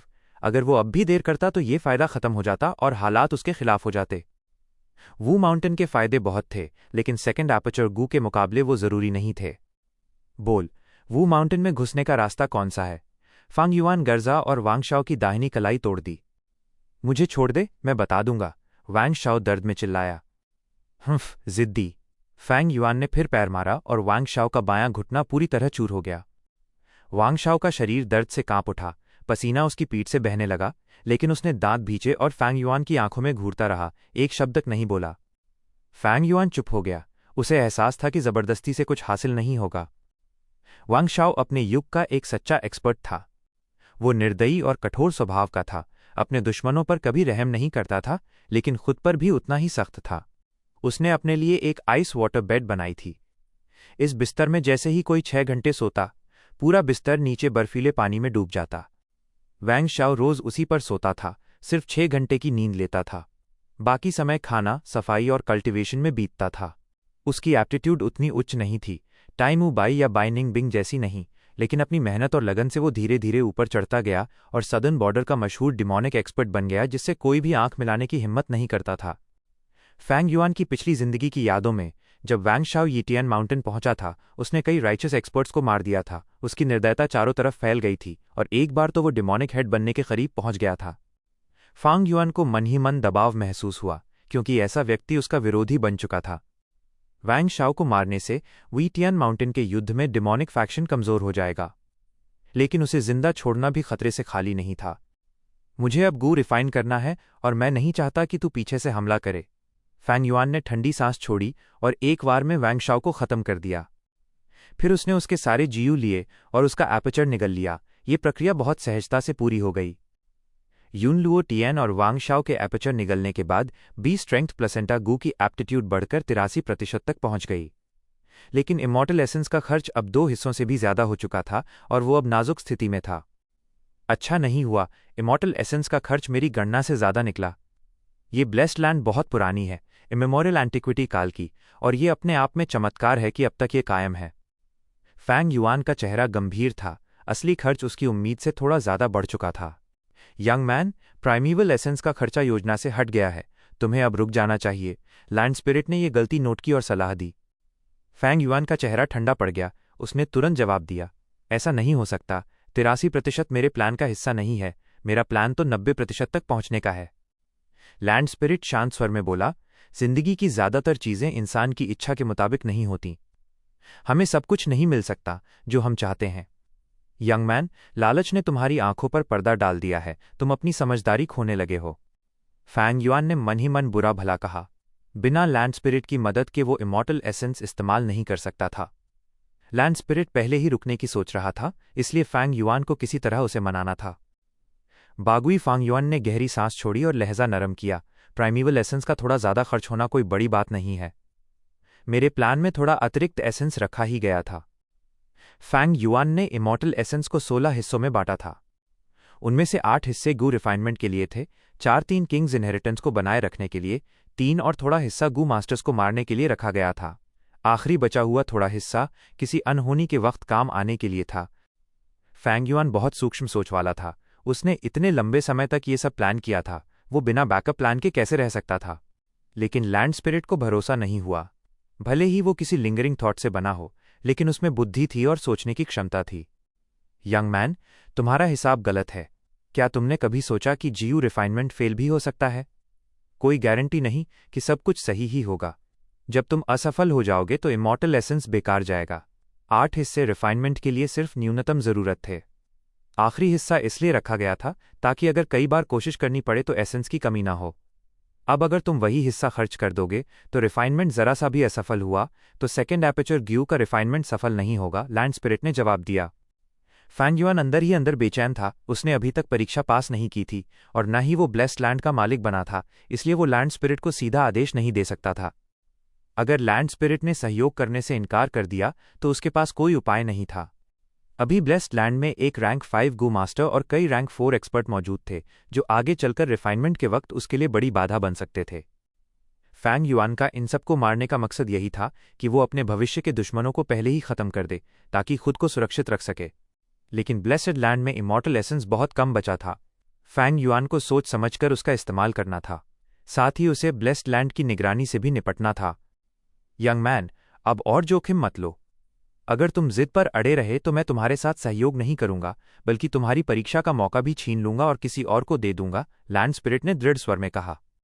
फैंग युआन ने गहरी सांस ली। लैंड स्पिरिट्स बहुत कठोर स्वभाव के होते हैं। ऐसे हालात में उसे मनाना लगभग असंभव था। बाकियों को रहने देते हैं, लेकिन वो रैंक 5 ग्यू मास्टर को मारना जरूरी है। वो सदर्न बॉर्डर के 4 महान डॉक्टर्स में से एक है। उसके रिश्ते और प्रभाव बहुत बड़े हैं। उसे जिंदा छोड़ना खतरा होगा, फैंग युआन ने जोर दिया। रिफाइनमेंट के दौरान तुम्हारी सुरक्षा के लिए तुमने पहले ही उस लड़की और बीस्ट समूहों को योजना में रखा है। वो लोग कुछ समय तक उन्हें रोके रहेंगे और मैं भी अपनी जान की बाजी लगाकर तुम्हारी रक्षा करूंगा। सबसे जरूरी बात है तुम्हारे रिफाइनमेंट की सफलता या असफलता, लैंड स्पिरिट ने साफ मना कर दिया। फैंग युआन का चेहरा उतर गया।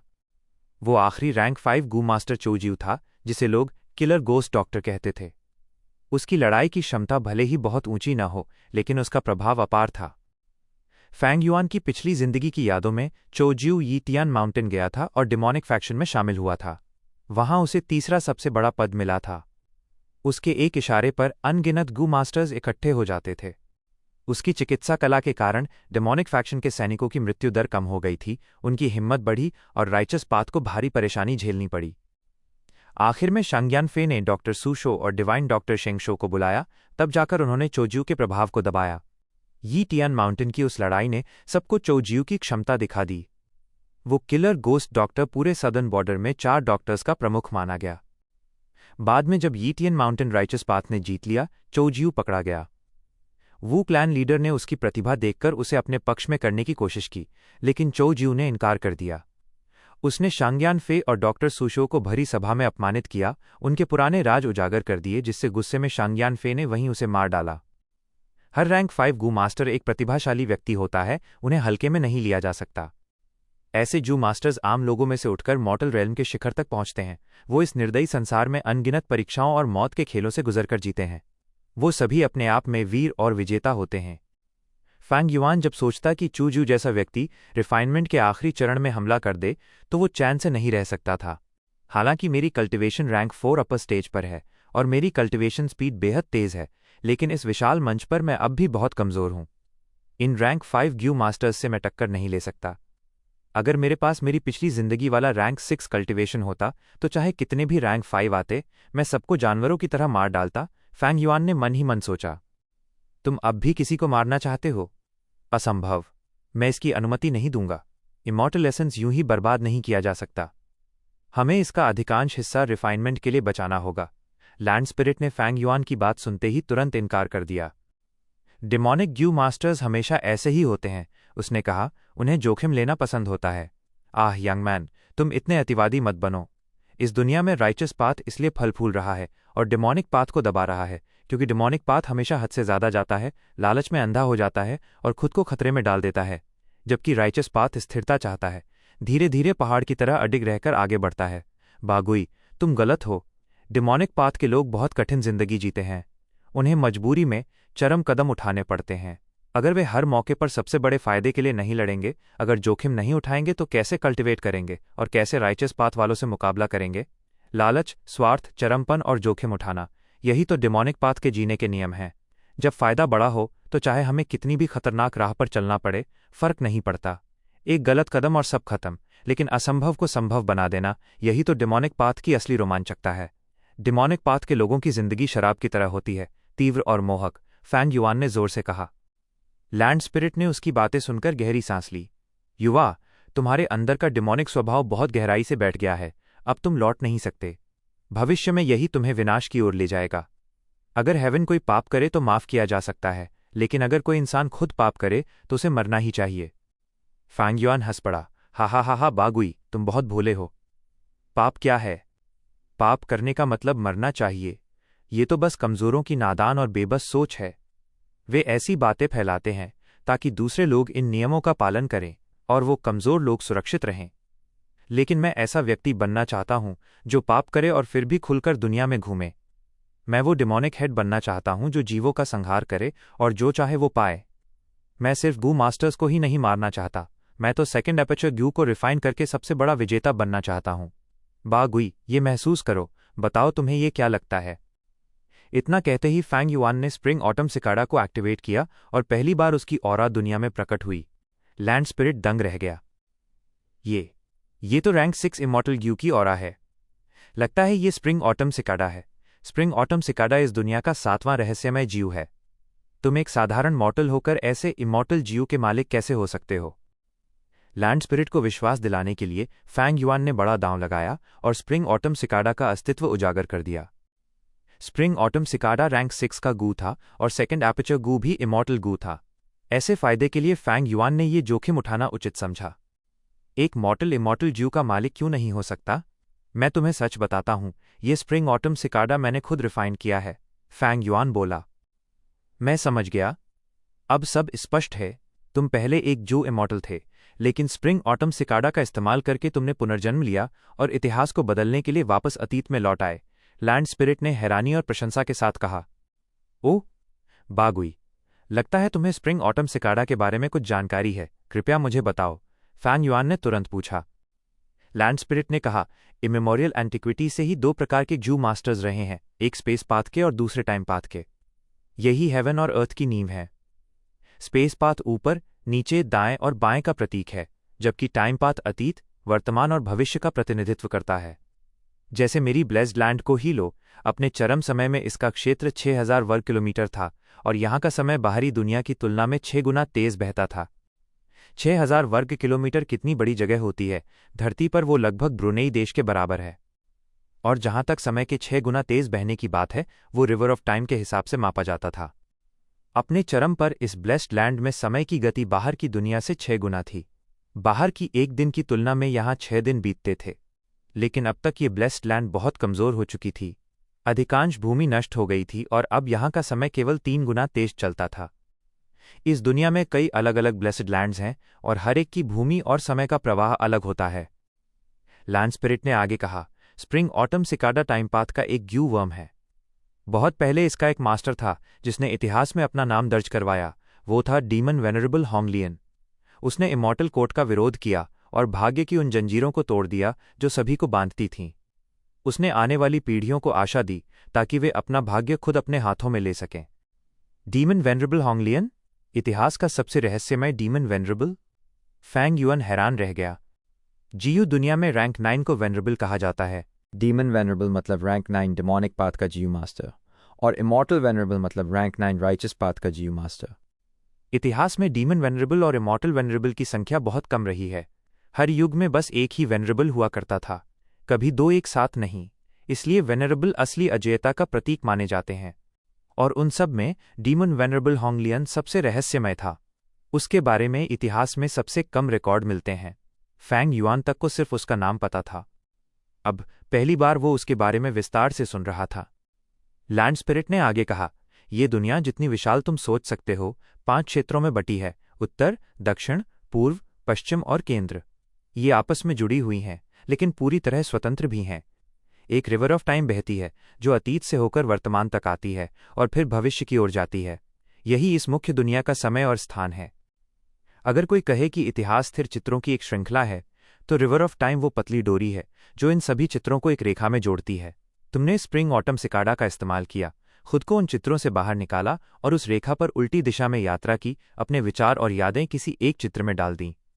इससे उस चित्र की घटनाएं बदल गईं और भविष्य के चित्रों पर भी उसका असर पड़ा। तो ऐसा है, फैंग युआन ने मन ही मन सोचा। लैंड स्पिरिट की बातों से उसे बहुत लाभ हुआ। वो 2 बार स्प्रिंग ऑटम सिकाडा का इस्तेमाल कर चुका था और हर बार का अनुभव अलग था।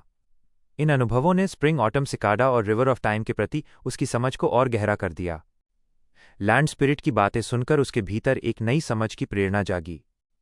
सोचने वाली बात है, तुम भविष्य के गू इमॉर्टल हो और स्प्रिंग ऑटम सिकाडा जैसे गू को रिफाइन भी कर चुके हो। इस ब्लेस्ड लैंड में तुम ही सबसे उपयुक्त व्यक्ति हो इस गू को रिफाइन करने के लिए। ठीक है, अगर तुम इतने आत्मविश्वास से भरे हो तो मैं एक बार तुम्हें विश्वास करता हूं। बताओ, तुम किसे मारना चाहते हो? लैंड स्पिरिट आखिरकार मान गया। पहले उसे लगा था फैंग युआन सिर्फ एक मॉर्टल है जो रिफाइन करते समय बहुत सारा इमॉर्टल एसेंस बर्बाद कर देगा। लेकिन अब जब उसने फैंग युआन की गू इमॉर्टल पहचान को स्वीकार किया तो उसने सोचा कि एसेंस की बर्बादी बहुत कम होगी और उसने उसकी मांग मान ली। फैंग युआन मुस्कुराया और बोला, लैंड स्पिरिट, मुझ पर भरोसा करना सही फैसला है। मैं तुम्हें निराश नहीं करूंगा, रिफाइन सफल होगा। भविष्य में मुझे इसी सेकंड एपर्चर ग्यू के सहारे फिर से गू इमॉर्टल रेयन तक पहुंचना है। लैंड स्पिरिट भी हंस पड़ा और फैंग युआन की ओर एक स्वीकार्यता की भावना से देखा। सही कहा, तुम एक गू इमॉर्टल हो और सेकंड एपर्चर गू का महत्व तुम मॉर्टल से कहीं बेहतर जानते हो। जब तुम गू इमॉर्टल बनोगे तो ये सेकंड एपर्चर तुम्हें अतुलनीय लाभ देगा। तो गाइज, इसी के साथ आज का एपिसोड यहीं पर खत्म होता है। अगर आपको कहानी पसंद आया हो तो एक प्यारा सा कमेंट और वीडियो को लाइक जरूर कर देना। और हाँ, सब्सक्राइब करके जुड़ जाओ। मैक्स मांगा एक्सप्लेन से बेल आइकन भी ऑन कर लेना ताकि कोई भी अपडेट मिस ना हो। कल फिर मिलेंगे अगले एपिसोड के साथ। तब तक के लिए अपना ख्याल रखना। जय हिंद।